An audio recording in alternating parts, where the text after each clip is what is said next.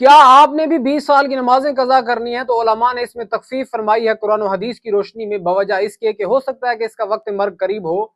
तो पहले ये समझ लेते हैं कि एक दिन में 20 रकातें कज़ा करना होती हैं। फजर की 2 रकातें, जोहर की 4 रकातें, ठीक इसी तरह असर की 4, मगरिब की 3 और इशा के 4 फर्ज और 3 वितर कज़ा करना होते हैं। इसमें पहली जो तखफीफ की गई है कि रुकू और सजदा में सिर्फ एक मरतबा तस्बीह पढ़नी है, यानी कि रुकू में एक मरतबा सुबहान रब्बियल अज़ीम और सजदा में एक मरतबा सुबहान रब्बियल आला। और जो दूसरी तखफीफ की गई है कि फर्ज की तीसरी और चौथी रकात में सूरह फातिहा की बजाय 3 मरतबा सुबहान अल्लाह कहना काफ़ी है, लेकिन वितर की तीसरी रकात में सूरह फातिहा भी पढ़ेंगे और सूरत भी मिलाएंगे।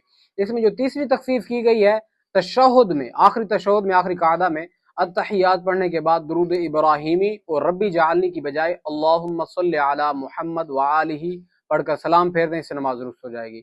और आखिरी जो तखफीफ की गई है वो ये है कि वित्र की तीसरी रकात में दुआए कुनूत की बजाय रब्बे ग़ुफ़िरली 3 मरतबा पढ़ लें, इससे नमाज दुरुस्त हो जाएगी।